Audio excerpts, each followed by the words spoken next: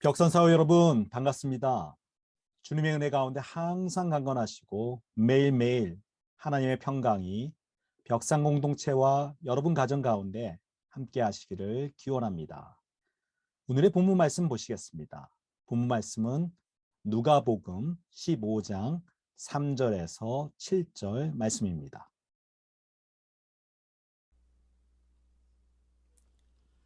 그래서 예수께서는 그들에게 이 비유를 말씀하셨다. 너희 가운데서 어떤 사람이 양 100마리를 가지고 있는데 그 가운데서 한 마리를 잃으면 99마리를 들에 두고 그 잃은 양을 찾을 때까지 찾아다니지 않겠느냐. 찾으면 기뻐하며 자기 어깨에 메고 집으로 돌아와서 벗과 이웃 사람을 불러 모으고 나와 함께 기뻐해 주십시오. 잃었던 내 양을 찾았습니다 하고 말할 것이다. 내가 너희에게 말한다. 이와 같이 하늘에서는 회개할 필요가 없는 의인 99보다 회개하는 죄인 한 사람을 두고 더 기뻐할 것이다. 아멘. 19세기 말에 영국에서 일어난 한 이야기를 소개하겠습니다. 1884년 한여름에 영국 국적의 미니오네투어라는 배가 남대서양을 지나가다가 그 배가 폭풍 우에 가라앉는 사건이 발생했습니다. 대부분의 선원이 다 죽고 그중에 4사람이 살아남았습니다. 이 4명의 선원은 작은 구명보트에 탄 채 육지에서 한 1600km 떨어진 남대서양에서 표류하고 있었습니다. 구명보트에는 순무, 통조림 캔 2개를 제외하고는 마실 물조차 없었습니다. 이 보트에는 선장 토마스 더들리, 1등 항해사 에드윈 스티븐슨, 그리고 일반 선원 에드문드 브룩스가 타고 있었습니다. 그리고 4번째 승무원은 배에서 심부름과 잡일을 하던 17살 소년 리차드 파커였습니다. 파커는 고아였는데 먼 항해길에 오른 것은 이번이 처음이었습니다. 파커의 친구들은 그가 이 배에 타는 것을 말렸지만 파커는 남대서양 항해를 통해서 야망과 희망을 품은 멋진 남자가 되어 돌아오겠다고 포부를 밝혔습니다. 하지만 안타깝게도 현실은 아주 비극적으로 흘러갔습니다. 구명보트를 타고 표류하던 4사람은 배를 만나 구조되기를 바라며 수평선만 바라보고 있었습니다. 처음 3일 동안은 순물을 정해놓은 양만큼 조금씩 먹었습니다. 4일째 되던 날 다행스럽게도 바다거북을 한 마리 잡았습니다. 이들은 바다거북과 남은 순무로 연명하면서 며칠을 더 버텼습니다. 그리고 그 이후 8일간 아무것도 먹지 못하였습니다. 너무너무 배가 고팠습니다. 어린 파커는 표류하면서 무엇보다도 목이 타들어갔습니다.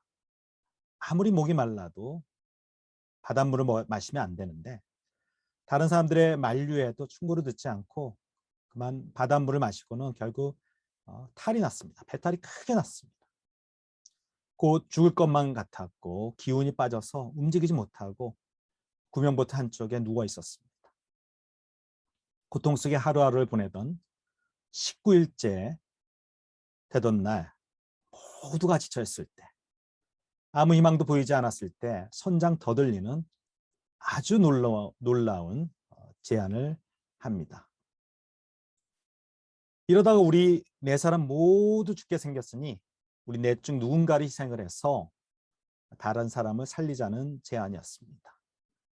하지만 일반 선원인 브룩스가 거부해서 이 계획은 바로 실행에 옮기지는 못했습니다. 다음 날도 지나가는 배는 보이지 않았습니다. 더 이상 구조될 희망이 없어 보였습니다. 결국 가장 어리고 아파 누워있는 파커가 희생되었고 세 사람은 그의 희생을 통해서 생명을 연장하게 되었습니다. 그리고 나서 며칠 후 이들은 구조되었습니다. 이들은 영국으로 돌아가자마자 체포되어서 재판을 받게 되었습니다.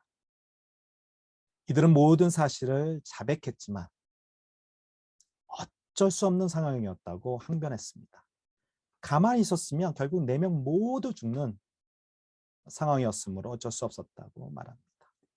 법적으로 말하면 긴급 피난 상황이라는 것이지요. 재판에서 이들은 사형 판결을 받았습니다만 결국 6개월 징역형으로 감형을 받았습니다. 이 사건은 당시 영국에서 커다란 논쟁을 일으킨 사건입니다. 이 이야기는 우리나라에서 베스트셀러가 된 하버드 교수인 마이클 샌델의 책인 정의란 무엇인가에 실려있는 내용입니다. 여러분 중 읽어보신 분이 있을 줄 압니다. 샌델 교수는 이 이야기를 통해서 공리주의, 유틸리테리아니즘을 설명하고 있습니다. 제레미 벤덤이 18세기 말에 주창한 윤리론인 이 공리주의는 최대 다수의 최대 행복이라는 원리로 우리에게 아주 잘 알려져 있습니다. 앞에서 예를 든 파커가 희생이 되고 세 사람이 공존한 이야기를 통해서 샌델 교수는 공리주의의 최대 다수의 최대 행복이라는 원칙을 설명하고 있습니다. 이 윤리론은 4사람이 함께 죽는 것보다는 한 사람이 희생되고 3사람이 사는 것이 더 바람직하다고 정당화할 수 있다는 것입니다. 즉 그것이 최대 다수의 최대 행복이라는 원칙에 부합하다는 것입니다. 물론 이것은 현실에서 일어난 일이긴 하지만 아주 극단적인 도덕적 딜레마의 한 예입니다. 그러나 우리 현실에서는 덜 극단적인 일상생활에서 보게 되는 여러 가지 도덕적 딜레마를 많이 보게 됩니다. 우리는 그러한 도덕적 딜레마 속에서 비용과 이익을 저울질하면서 도덕적 판단을 내리는 경우가 참 많이 있습니다. 다수와 소수의 의견이 부딪힐 때 다수의 입장을 지지하는 경우를 우리는 민주주의 원칙으로 받아들이기도 합니다. 이런 점에서 공리주의적 사고는 우리 삶 깊숙이 들어와 있습니다. 또한 공리주의적 관점은 우리의 복잡한 현실의 삶에서 필요하기도 하고 또 때로는 적절한 판단의 근거를 제공하기도 합니다.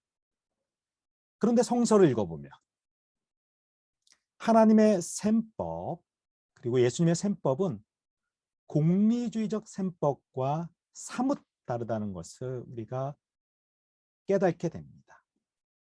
오늘의 본문 말씀은 아주 유명한 예수님의 비유입니다. 어떤 목자에게 양 100마리가 있었습니다. 어느 날 그중 한 마리를 잃어버리게 되었습니다. 그 목자는 99마리는 들에 그대로 두고 그 잃은 양을 찾을 때까지 찾아다닐 것이라고 예수님께서 말씀하십니다. 그 잃은 양 한 마리를 찾았을 때 그 목자는 너무 기뻐하여서 자기 어깨에 메고 집으로 돌아와서 친구들 그리고 이웃 사람들 모두 불러 모으고는 내가 잃은 양 한 마리를 찾아서 너무 기쁩니다 하고 기뻐할 것이라고 좋아할 것이라고 예수님은 이야기하고 있습니다. 그런데 여기서 흥미로운 점은 숫자의 차이점입니다. 한 마리 양과 99마리의 양을 우리가 비교하고 있습니다. 99은 아주 큰 숫자, 절대 다수입니다. 그에 비해서 한 마리는 아주 작은 숫자, 아주 작은 소수입니다. 그런데 여기서 목자는 누구를 찾아 나섭니까? 바로 한 마리의 길 잃어버린 양입니다. 저는 그런 생각을 해봅니다. 우리의 계산적인 생각으로는 99마리가 더 소중하지 않나 하고 생각해 봅니다. 한 마리 찾으러 간 사이에 99마리에 무슨 일이 생기면 어떻게 하나 하고 묻지 않을 수 없습니다. 이것은 인간의 계산일지 모릅니다. 어쩌면 공리주의적 셈법일지 모릅니다. 그러나 하나님의 계산은 전혀 다릅니다. 한 마리의 양은 양을 찾는 것을, 한 마리의 잃은 양을 찾는 것을 목자는 귀하게 여겼습니다. 예수님께서 이렇게 말씀하십니다.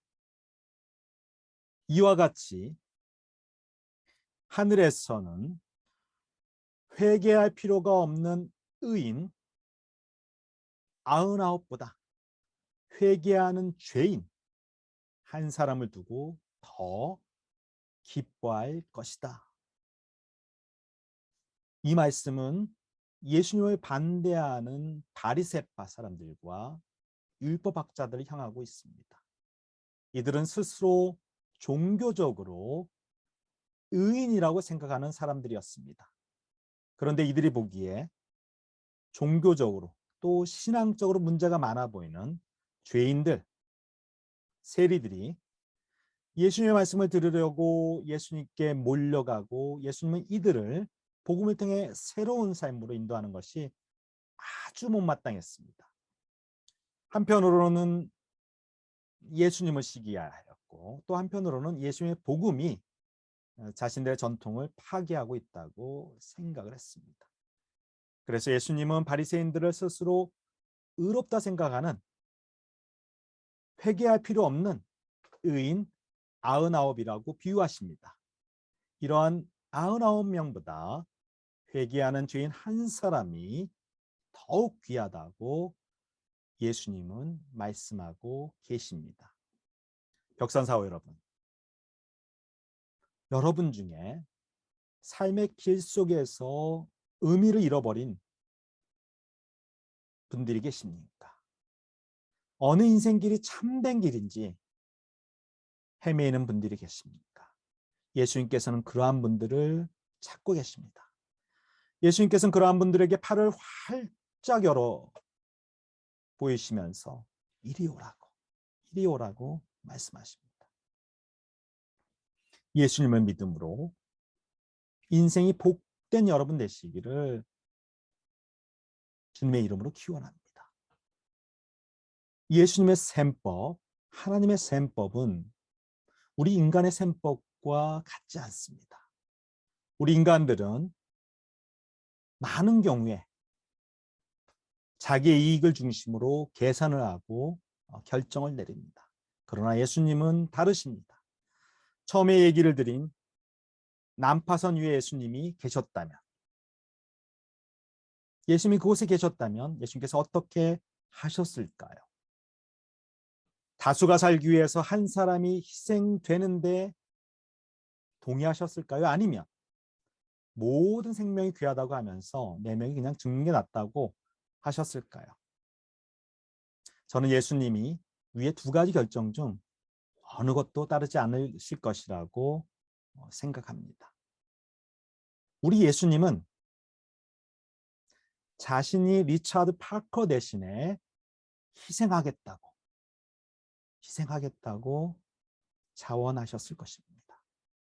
다른 사람들 그리고 모두를 살리기 위해서 자신이 직접 희생제물이 되겠다고 하셨을 것입니다. 이것이 바로 십자가의 사랑입니다.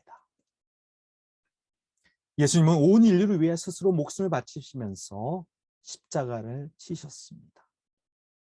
이러한 예수님을 가리켜 요한복음은 세상 죄를 지고 가는 하나님의 어린 양이라고 표현하십니다.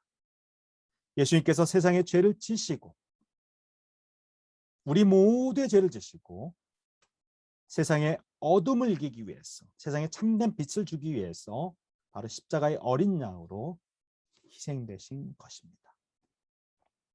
격산사후 여러분, 이러한 놀랍고 은혜로운 예수님의 십자가의 사랑을 믿는 가운데 복된 인생 되시고 그러한 복된 인생을 통하여서 복된 벽산 공동체를 이루는 우리 구성원 되시기를 주님의 이름으로 축원합니다. 우리 함께 기도하시겠습니다. 사랑과 은혜의 주 하나님, 예수 그리스도의 십자가의 은혜를 통하여서 저희 모두에게 구원과 진리의 길을 허락하심을 참으로 감사를 드립니다. 주님, 우리 벽산 사오들 중 길 잃은 양 같은 인생들이 있습니다.